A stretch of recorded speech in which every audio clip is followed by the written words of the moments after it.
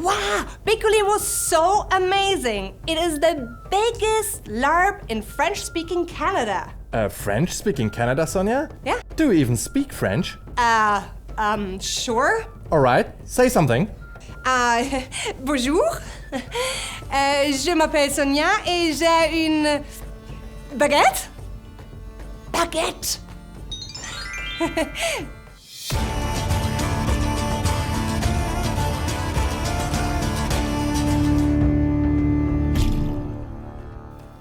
Hey guys, before we start, please hit the subscribe button and the bell to get notified, and follow me on all my beautiful Instagrams and TikToks and Facebooks so you can always see the newest content about live action roleplay. And here are 10 facts about Bicolline. Okay, Sonia, what can you tell us about Bicolline? Well, first of all, let's start. Where does it happen? It is in Canada, in the area of Quebec, and it has about 3,500 players, and they gather from Sunday to Sunday, so it's an entire week.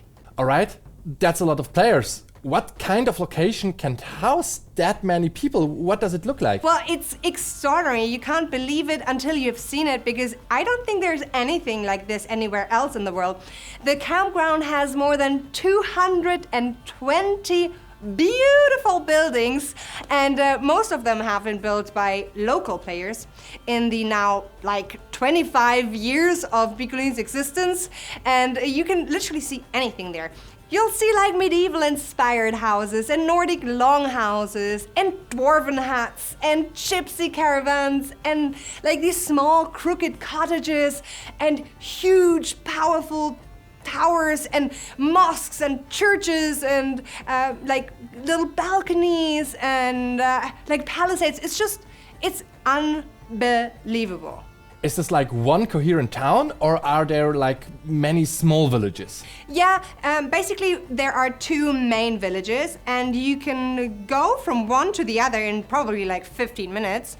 Or, what's even crazier, you can take a horse cart and literally ride from one side to the other. And along those two villages, along the road, there are other houses, like the Nordic village and all that.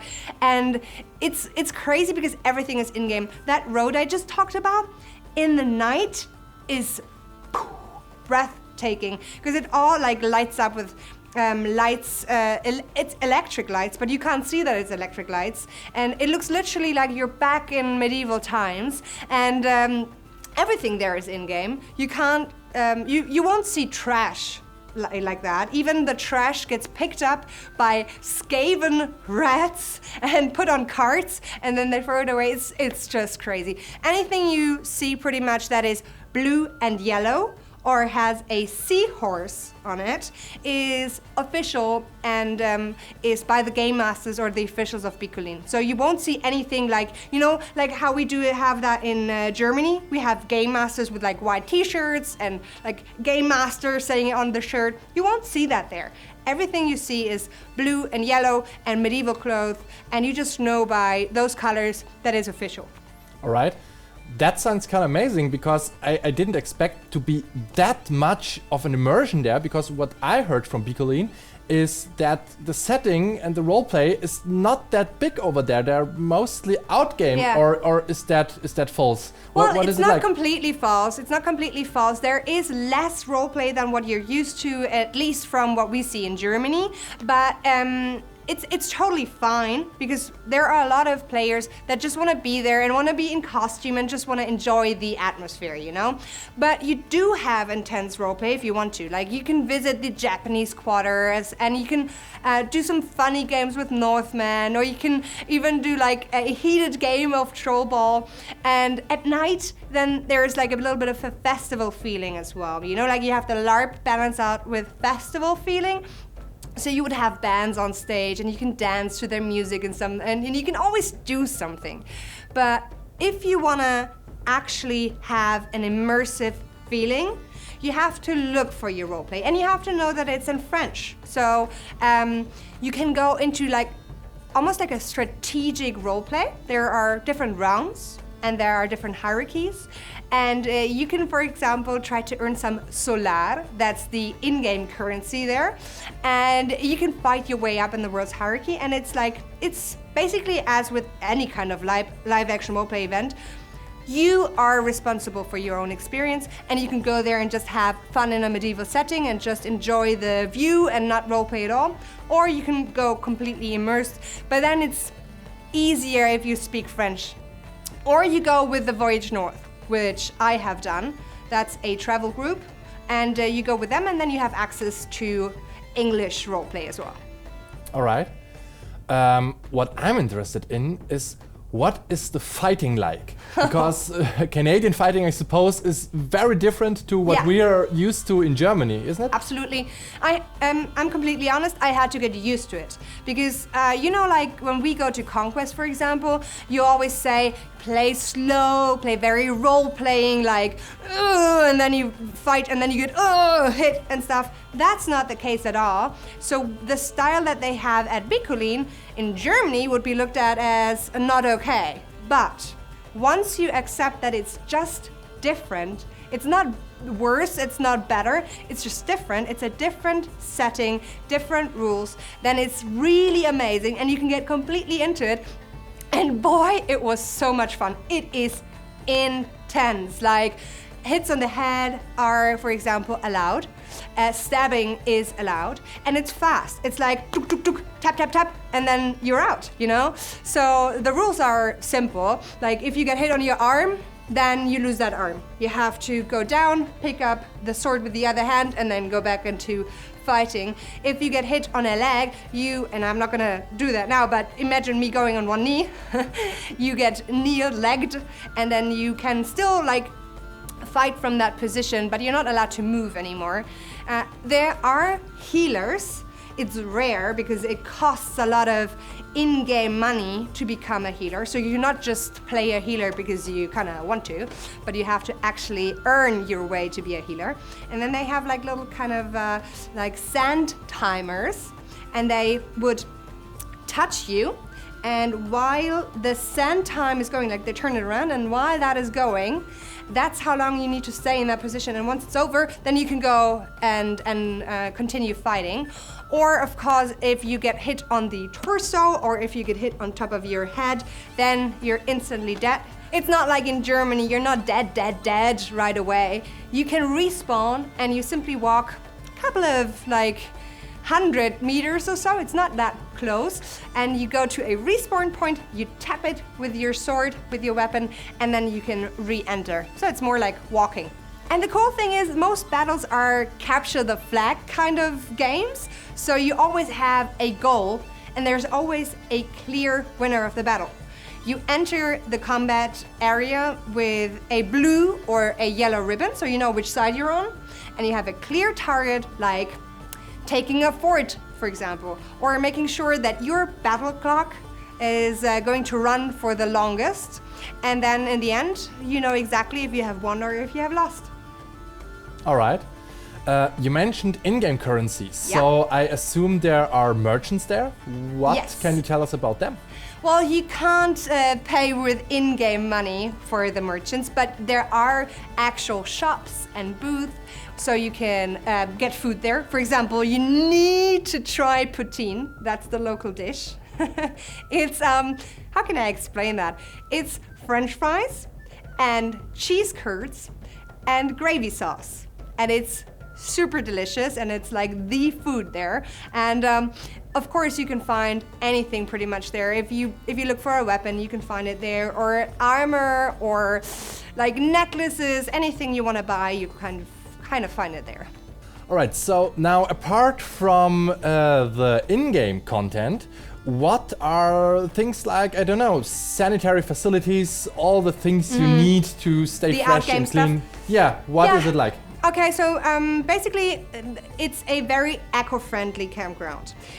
Imagine it being in the middle of nowhere in the Quebec area. It's really in the woods somewhere. Closest cities are Montreal or Quebec, but it's somewhere in the woods. So like electricity and like water and all that. It's not normal there. So you have chemical toilets on all sides of the campground, which is a bit of a walking thing sometimes to go to the next toilet. I had to like plan and prepare in advance. It's not like in the middle of the night you're just like going up, going to the toilet. No, you plan that ahead. And you can get warm showers if you want to, but you have to purchase a shower card. And then there's like a local kind of hotel where you have little shower booths, and I think they run for like 5 or 10 minutes, the shower, so you have like a limited time frame for the showers. But most people bathe in the river. There's a gigantic, beautiful river there, and it's warm in summer, at least throughout the day. At night, not so much. And throughout the day, you can just jump into the river. People like have drinks there, and yeah, it's a lot of fun. There is like one thing I've heard about, which I find kind of odd, but also quite fascinating. I've heard there is like an online component of Bicolline role-playing. So what can you tell us about that? Yeah, so that's something super special about Bicolline, because they do have an online role-playing game. If you register at Bicolline in person, offline, then you can be a part of this huge online community, and all your things that you do at the Larp, like, I don't know, winning in battle or getting certain playing cards that symbolize goods or like things in-game, will all have an effect on this online game, and vice versa. So you can play it throughout the entire year, and it's a huge strategic game. All right, so if I want to go to Bicolline, what things do I need to bring? Well, apart from your usual LARP stuff, there are a few things that are completely handy if you want to go there. First of all, I would absolutely recommend to have warm blankets, because even though it's summer and even though it's warm during the day, it gets really chilly and cold at night, and I froze my ass off. So bring a warm blanket.